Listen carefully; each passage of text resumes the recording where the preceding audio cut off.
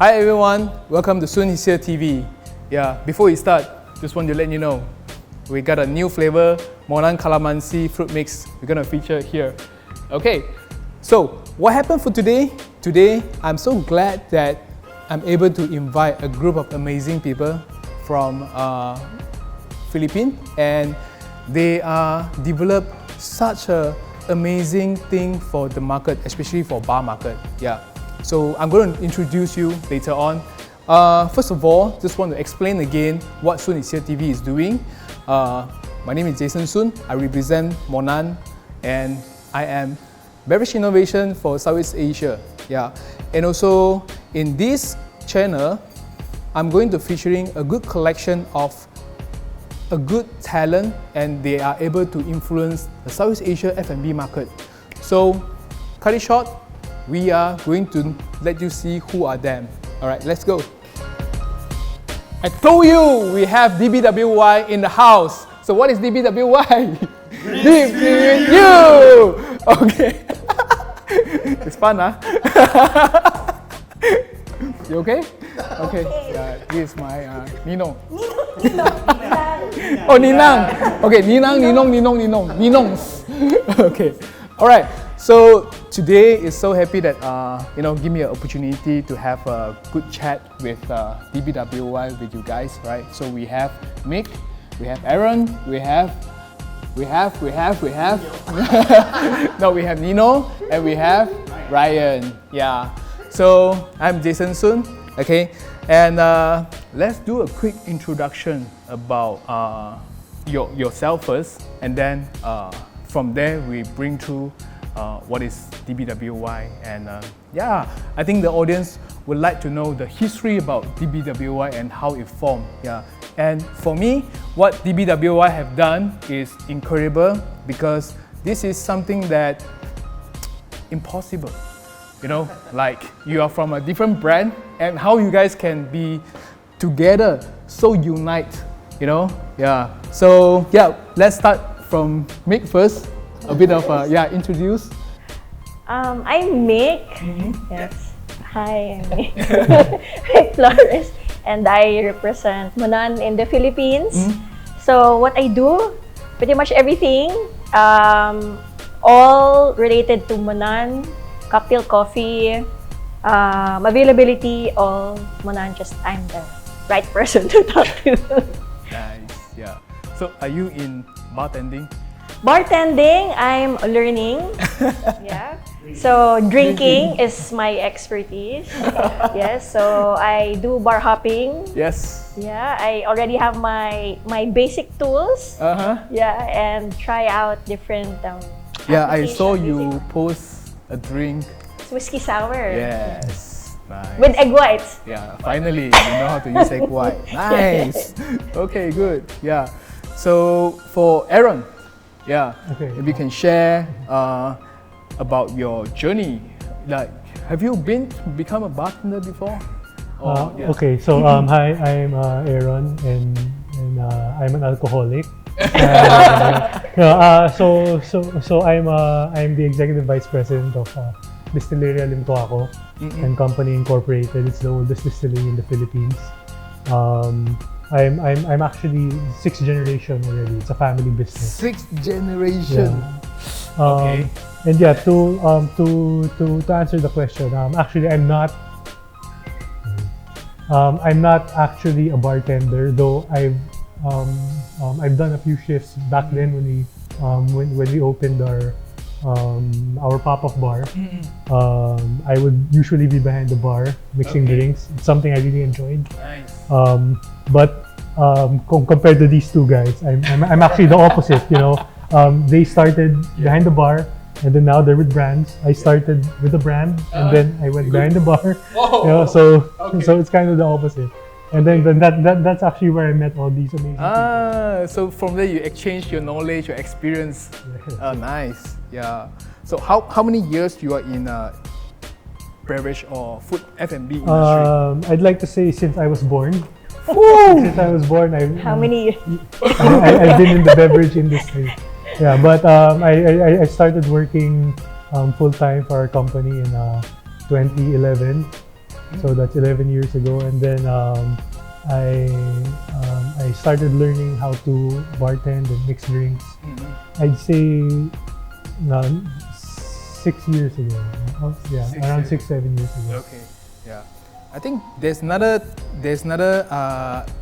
information people would like, the audience would like to know is, since what age you start to consume alcohol? Since what age? Yeah. Of course, 18. It's the legal Legal age. Same answer. Of course. Nothing illegal.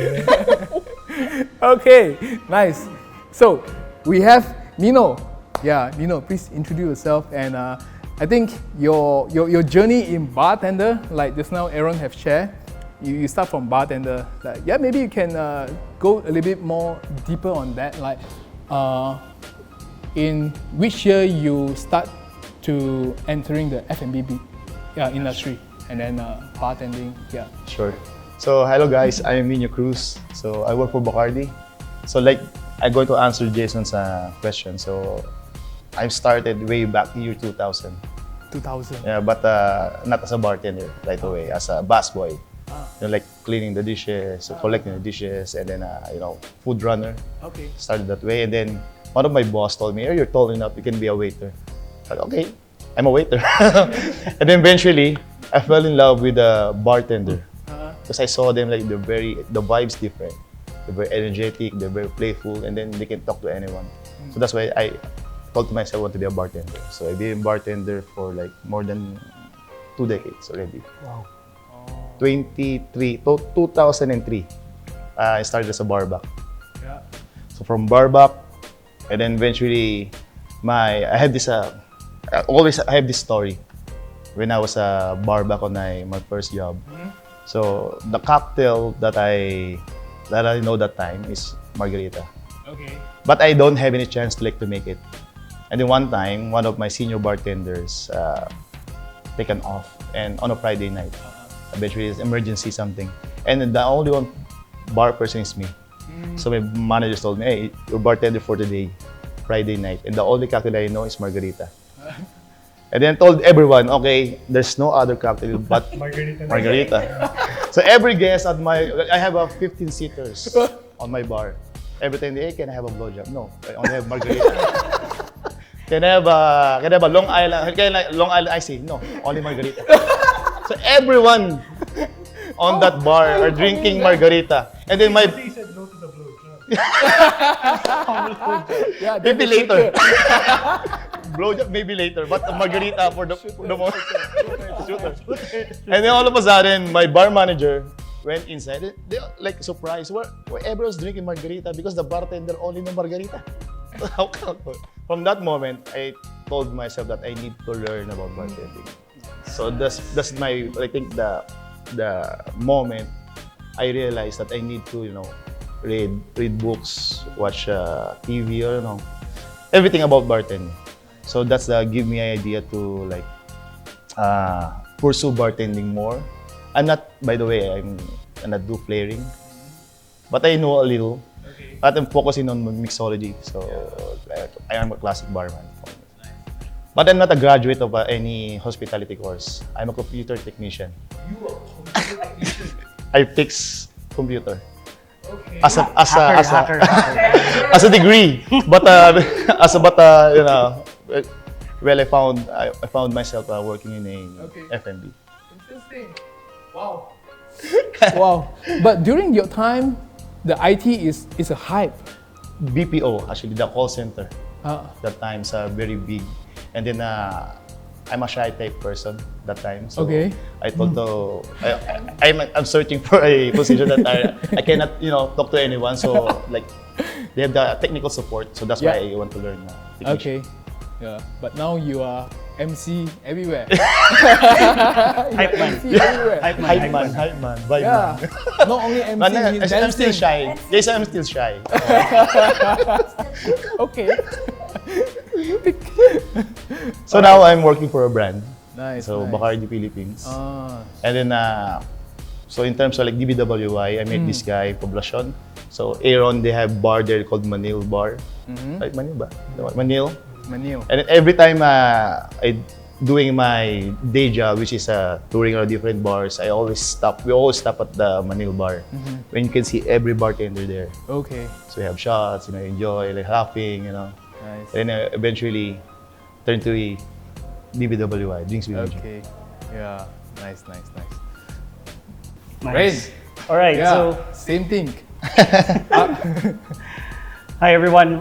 My name is Ryan Asedao. I am the local brand ambassador for Diageo Philippines, and I'm also part of the Spirits Library.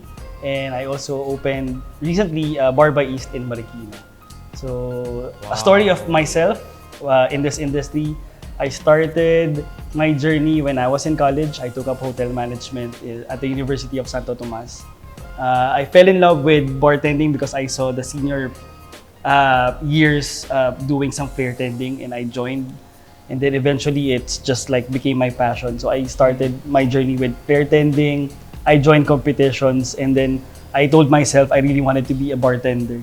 So after graduating, I started applying to different countries actually because I really wanted to have an international experience. So my first job was in Dubai, but like Nino, I started as a bar back because I was 20 years old.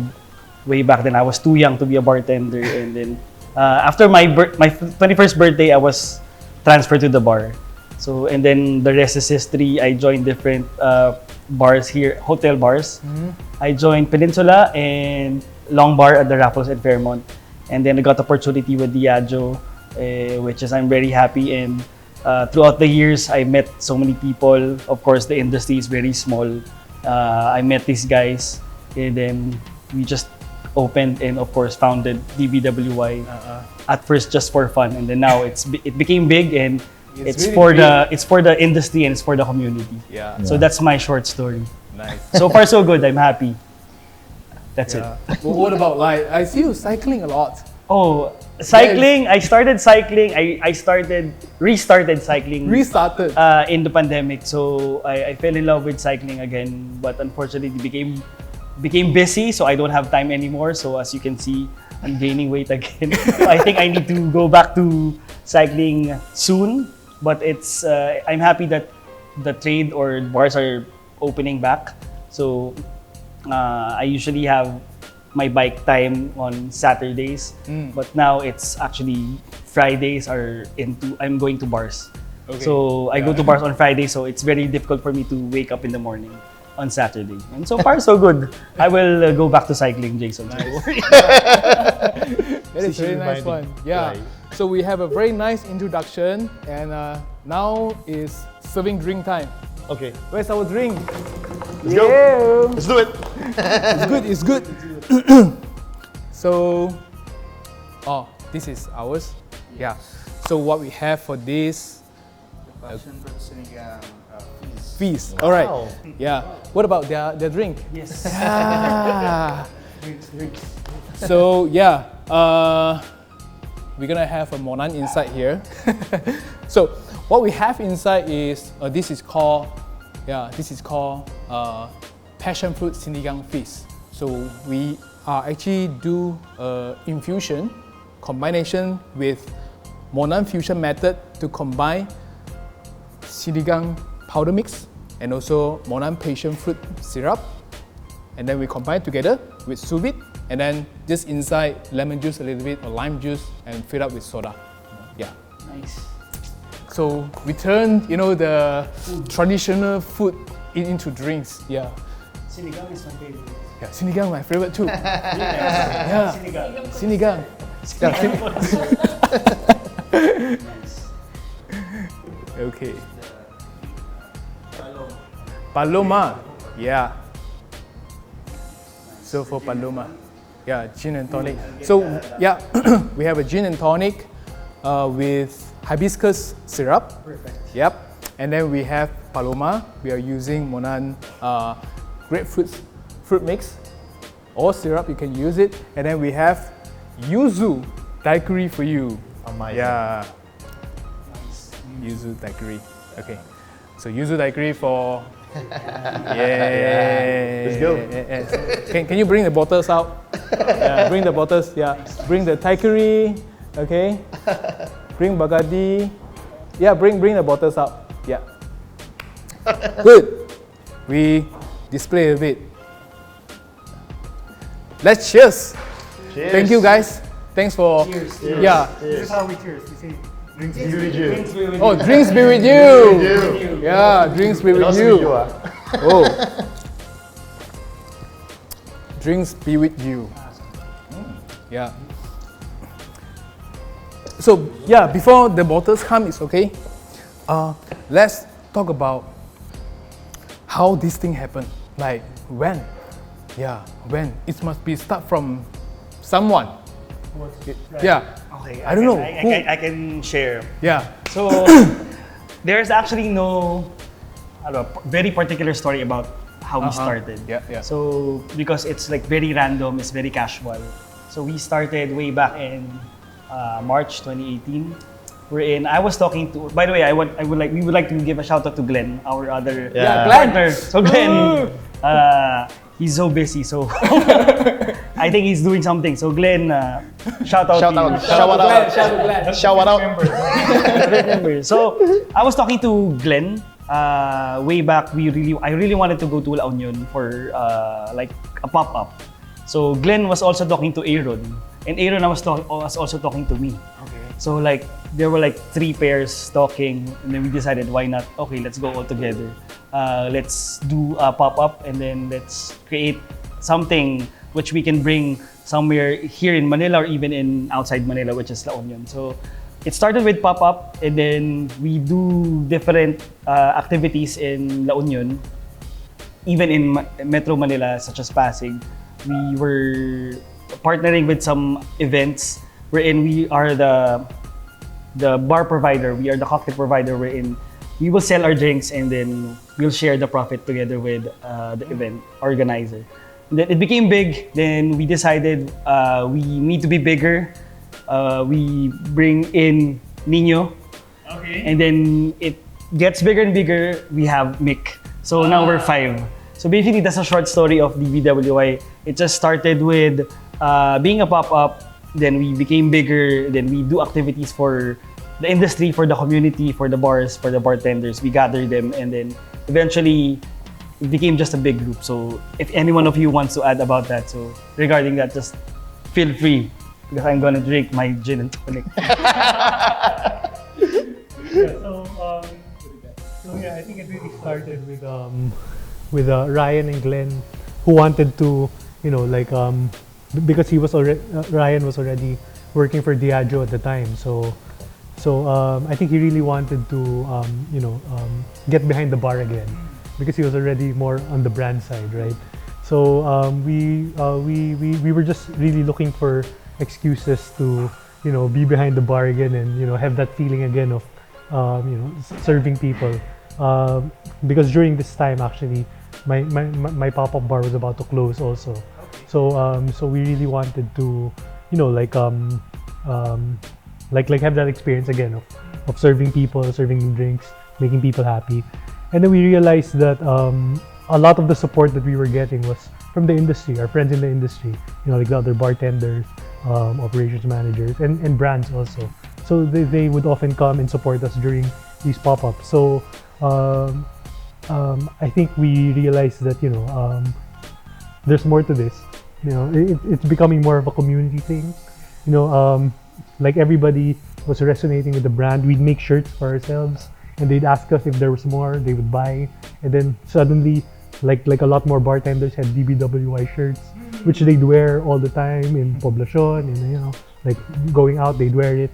So we saw that people in the industry were really responding to the brand, and then they were really they had ownership of it. They liked what we were, we weren't selling drinks. We were selling this idea of the Philippine bar community. So I think that's how it started really. I picked out the point. So you are not selling the drink, you are selling the community, right? Yeah, nice. So just now you were saying, Ryan, you were saying in halfway. So you, Glenn, and Aaron.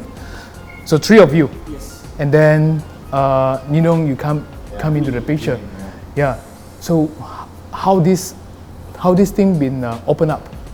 So Yeah. Obviously, we work because for- you are in a different brand. Yeah. You are in a different brand, Yes. right? Yeah. So obviously we work for different brands, but at the end of the day, we are just one community. Yeah. So DBWY was created not for our brands. It's actually for the bartenders, for the bartending community out there. So when we are together, we are DBWY. We're not Diageo. He's not Bacardi. He's not 𝘓 𝘿𝘽𝐼. He's not Monan. So it's totally like Aaron was saying, something outside of our current roles. So, but at the end of the day, it's also an excuse for us to be with the community in more authentic way. So something like that. So when we build DBWY, as the months go by, we have Nino, we had Mick, and then we had this sort of agreement that this is not branded, this is just DBWY, this is for the community. So we had a mutual agreement for that one, that we will be doing something for the community. So maybe you guys want to add on that? Yeah, actually, like Ryan said, this is more on community based. So that's why they're thinking that it's gonna be like to be involved in DBWY, you need to be like membership fee. You have to be like part of the organization. So actually, we're telling everyone, as long as you're working in industry, you're welcome. We're